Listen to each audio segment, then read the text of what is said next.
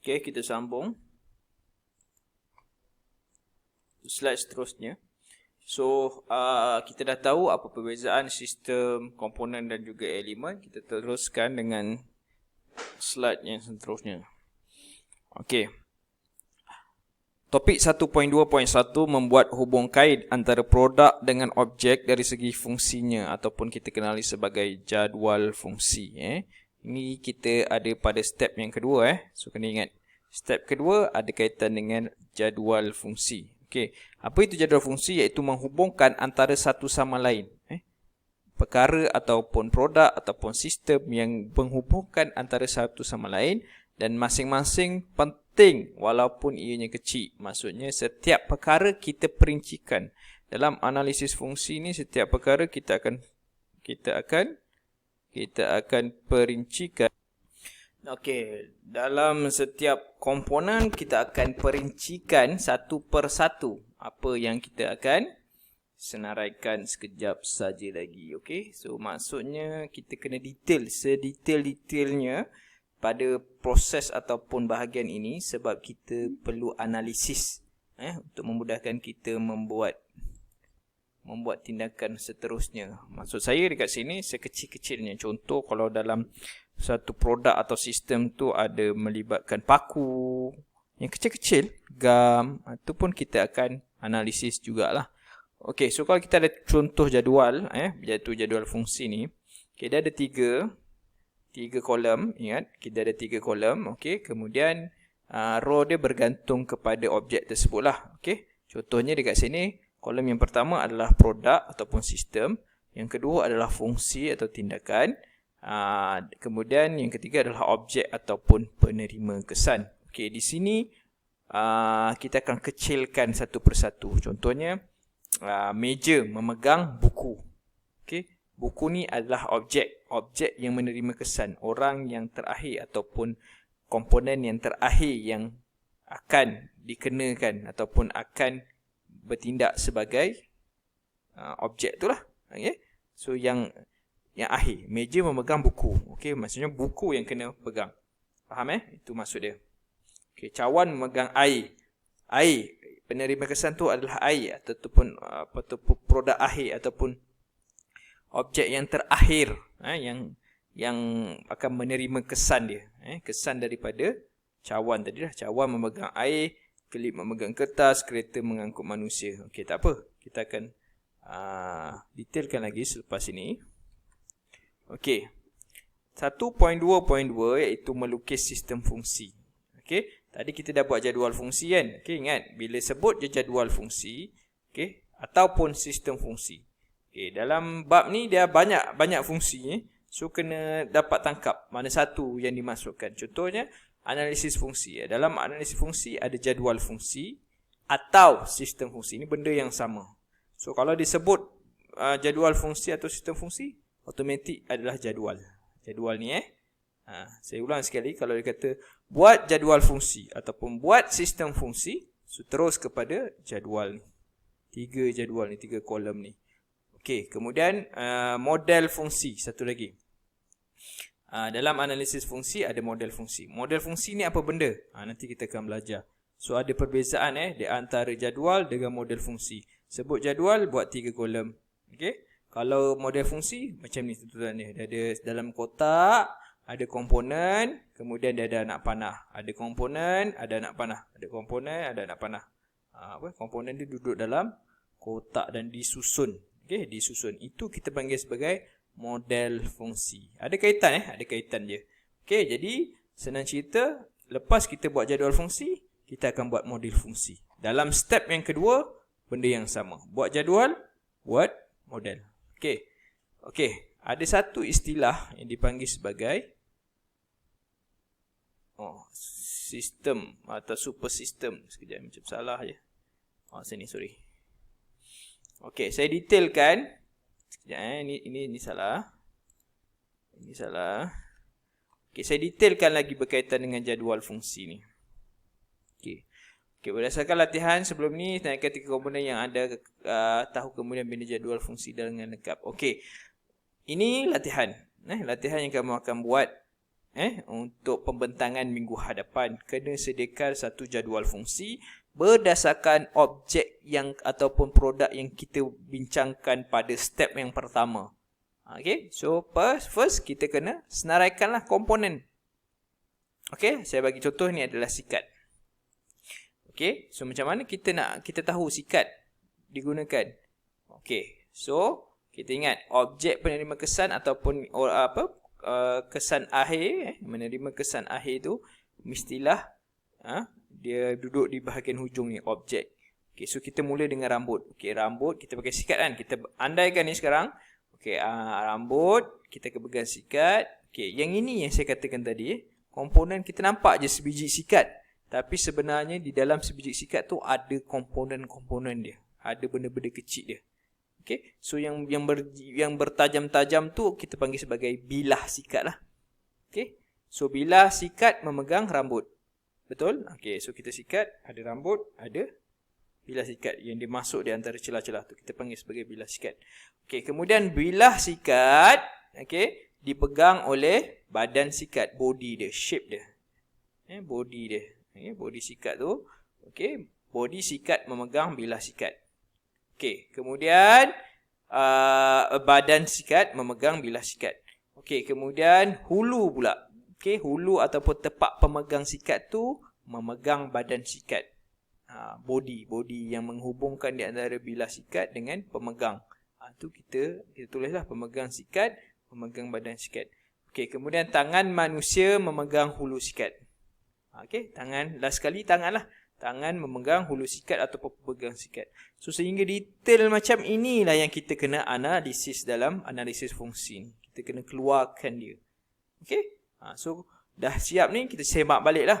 Okay, daripada tangan memegang hulu sikat. Betul. Okey, dia pegang hulu sikat ataupun pemegang sikat. Pemegang sikat akan pegang badan sikat. Okey, badan sikat adalah frame ataupun body untuk sikat tersebut. Okey, badan sikat memegang bilah sikat. Bilah yang tajam-tajam tu. Dan bilah sikat akan memegang rambut. Okey, so ini adalah jadual fungsi. So, daripada latihan yang sebelum ni, kamu kena buat jadual sama macam jadual dalam sini lah. Okey, so ingat jadual fungsi dan sistem fungsi dalam sistem sikat. Okey, itu adalah contoh. Okey, ada satu lagi istilah dalam bab ni yang dipanggil sebagai super system. Super system ni kena ingat super system. Kena ingat. Term-term ni banyak kita akan belajar, term-term baru yang kita tak pernah dengar, banyak akan belajar pada topik ni. Jadi kena ambil cakna term-term ni, okey. Antaranya adalah super system. Okey, super system ialah faktor persekitaran yang memberikan kesan terhadap produk seperti lantai, cahaya dan kelembapan. Okay, dia ambil peranan juga. Kadang-kadang kita nak buat analisis, kenapa kita punya produk ni tak boleh berfungsi? Kita tengok semua okey. Contohnya meja kan. Meja okey, skru okey, tiba-tiba okey. Dia punya penyambungan pun okey, tapak okey, lantai okey, muka meja pun okey.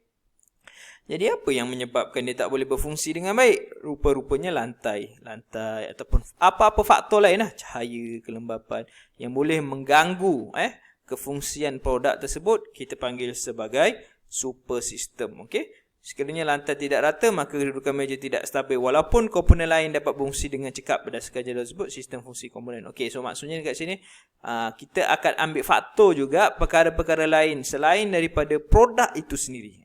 Kadang-kadang tak semestinya produk tu silap. Produk tu dah okey, tetapi ada benda lain di luar. Dan itu kita panggil sebagai super system. Itu faktor luaran yang bukan pada sistem produk yang menyebabkan tidak boleh berfungsi dengan baik. So ingat je. Super system, benda di luar daripada produk. Benda daripada bukan di produk tu sendiri, benda di luar. Okey, so ingat super system, istilah tu. Nanti akan didetailkan selepas ni. Okey, dalam analisis fungsi, step yang kedua, selepas kita buat jadual ataupun sistem jadual fungsi ataupun sistem fungsi, kita kena ubah kepada model fungsi. Ni model. Sama je bendanya, tapi kita ubah dalam bentuk yang lebih lain. Okay. Alright. Tadi contohnya, tangan manusia. Okay, letak dalam kotak. Anak panah, hulu sikat. Letak dalam sangat. Hulu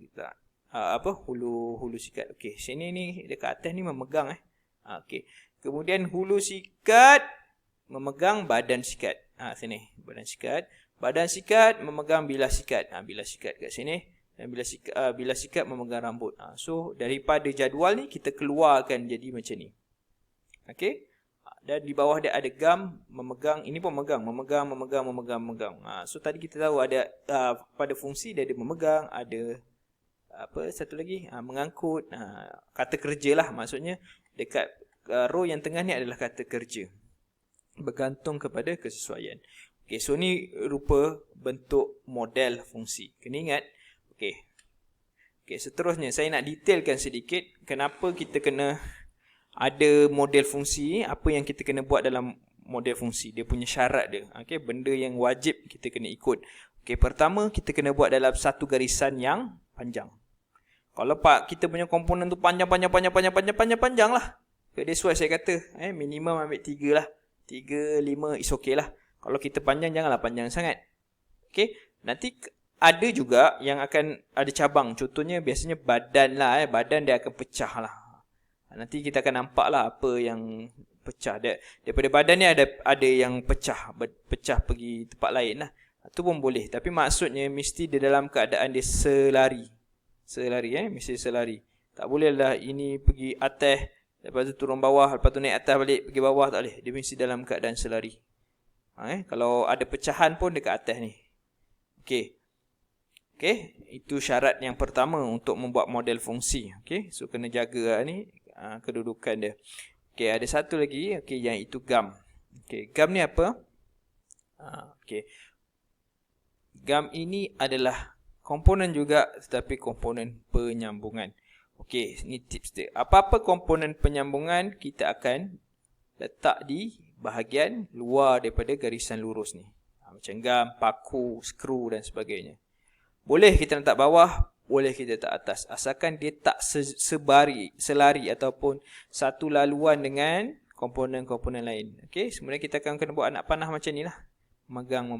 Faham So, dalam komponen kita kena tahu mana satu komponen sama mana satu komponen penyambungan.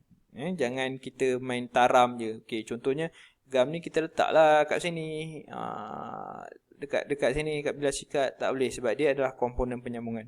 So komponen penyambungan senang kita nak tahu, skru, apa-apa yang menyambung lah, gam, bolt dan nut. Itu kita senaraikan lah yang menyambungkan antara kedua-dua tu.